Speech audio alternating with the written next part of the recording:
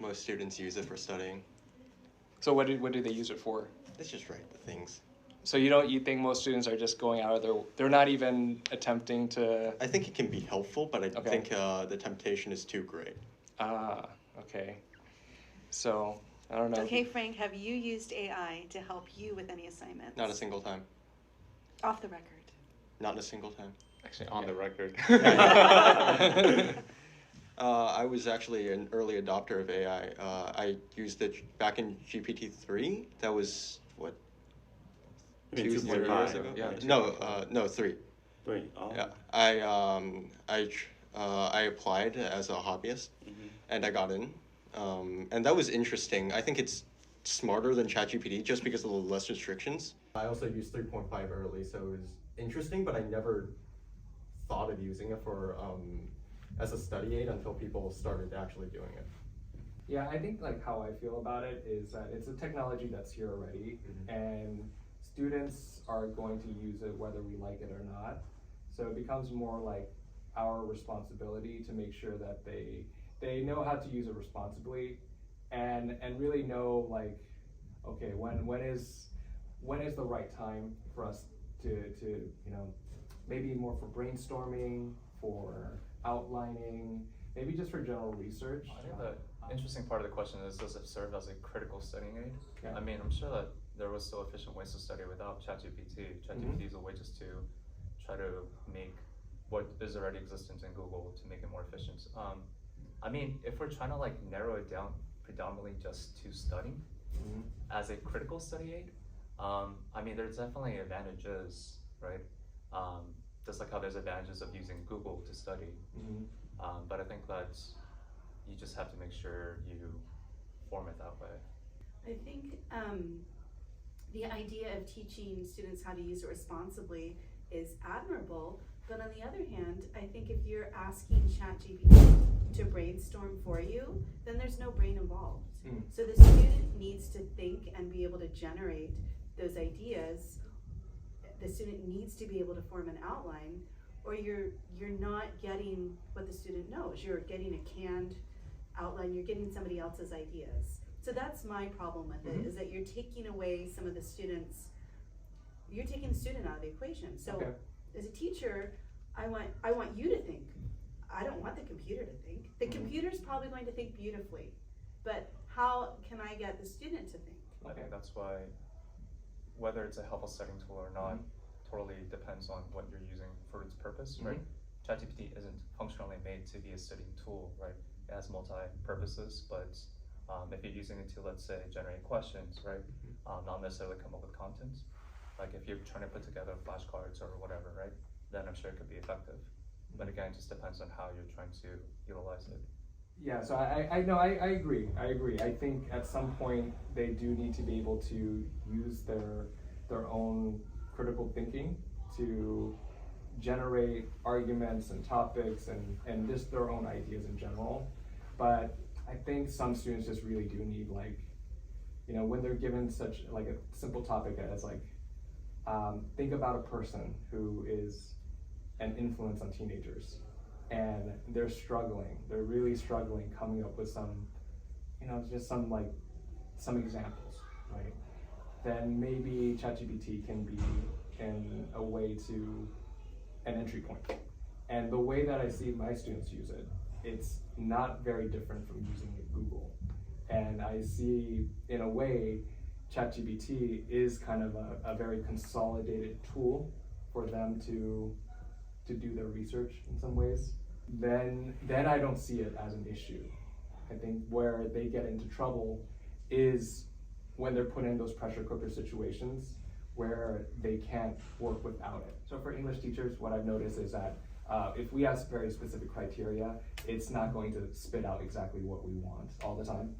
You can get close at times, but that's kind of up to us to make sure our prompts are something that, again, it is specific, it's carefully thought out, and make sure that the students are using their own knowledge, their own ability.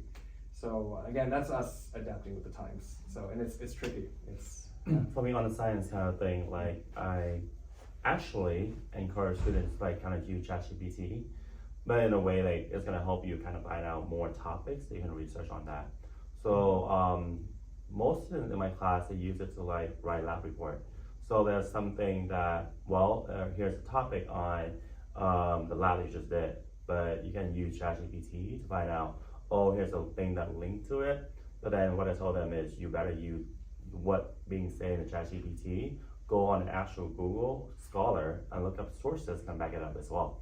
And then the other thing that I make sure the students to do is when you write a lab report, I mean, like you can use ChatGPT in a way it's gonna help you kind of word something better, but then if it sounds not like them, because as a teacher, we can kind of tell like you are capable of saying that certain sentence a certain way, then you say like sound like a baccalaureate or like a PhD person writing it, and we know for sure. Then I'm gonna dock points in terms of that. But then so far, most students that I encounter, I kind of give points to originality and like how they can incorporate into using ChatGPT, different AI, different software that can help enhance their understanding of the topics they're doing.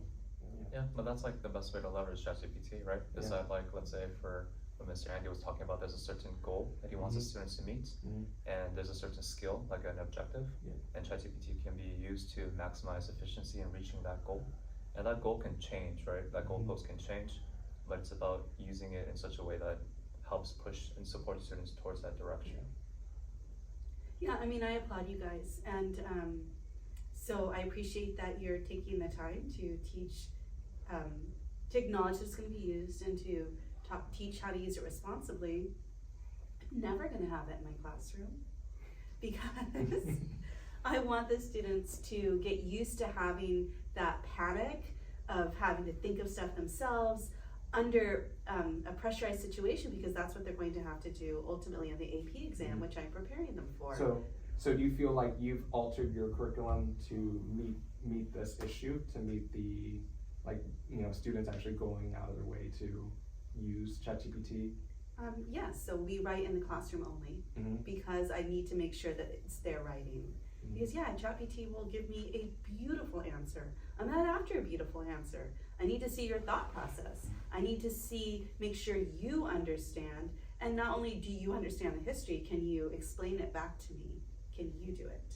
So for me, I won't be allowing it in my classroom, but I can see if I can see how you could use it in a situation to help you maybe get something started.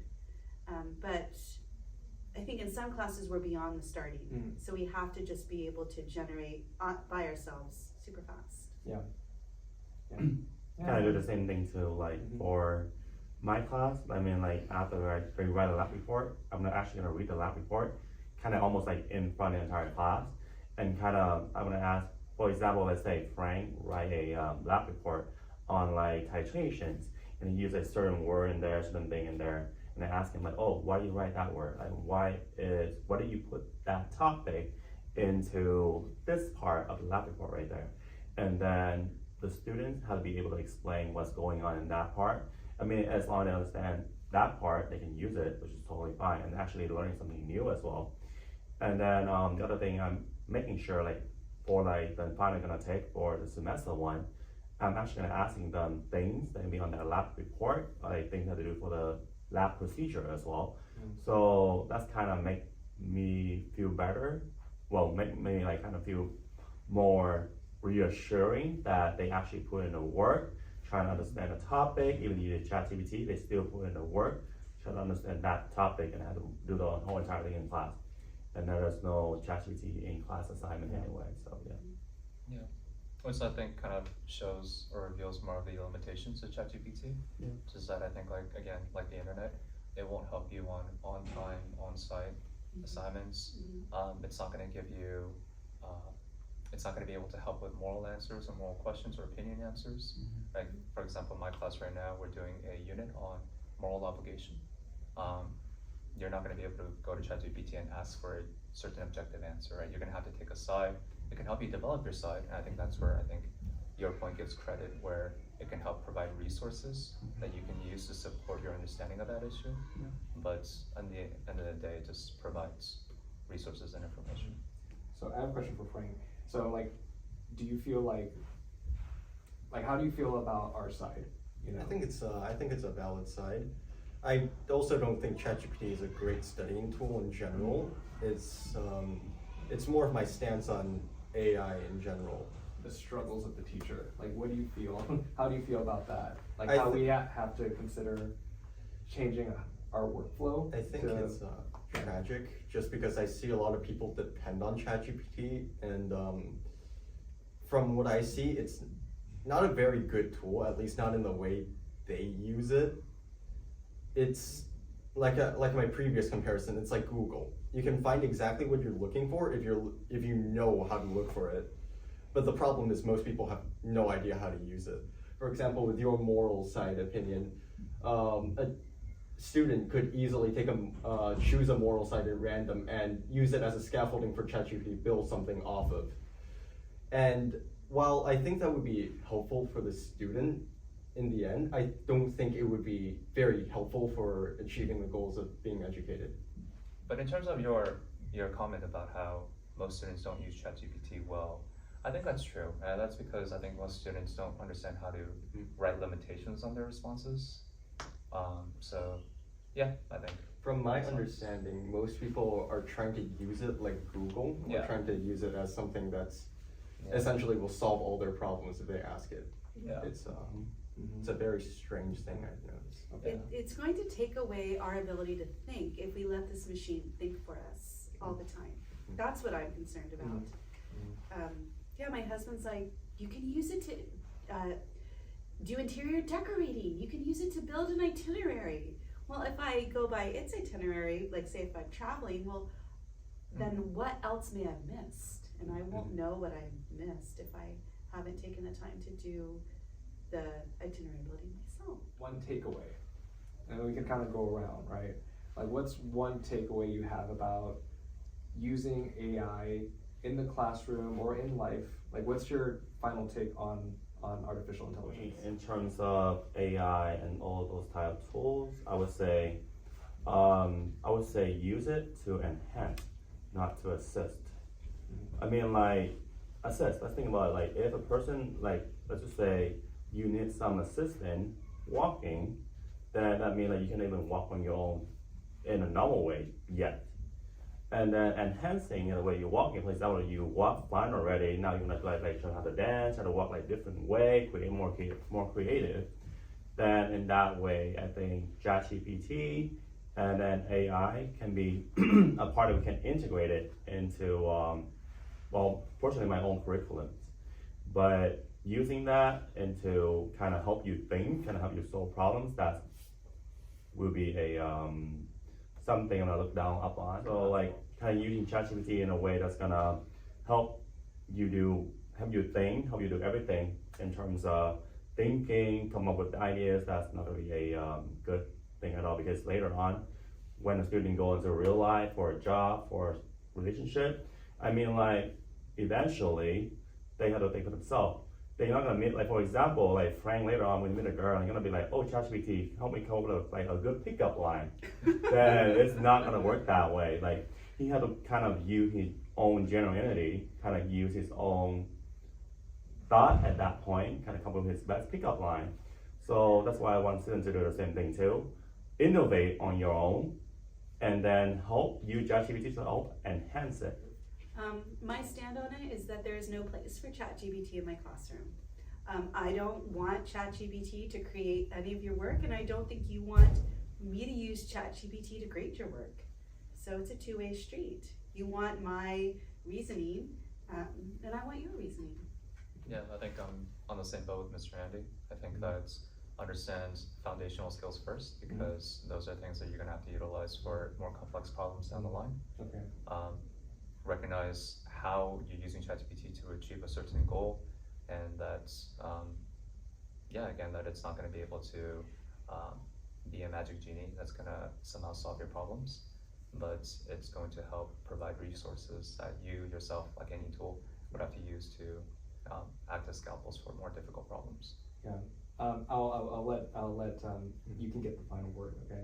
But I'm gonna say that it comes down to personal responsibility. Just know that it won't take you anywhere you want to go in life. You know, you have to know when it's benefiting you or keep holding you back personally. So I put it at the squarely on the shoulders of the students to know how to use it responsibly and know that it's only a tool if it's pushing you forward. If it's holding you back, then consider your choices wisely when using it. Okay. I personally don't like ChatGPT, but I also think it's inevitable. My stance on it is that if you're gonna use it, at least understand it. Understand what you're learning, understand how to use the tool. I would prefer it if people just didn't use it at all, because it would, group work, for example.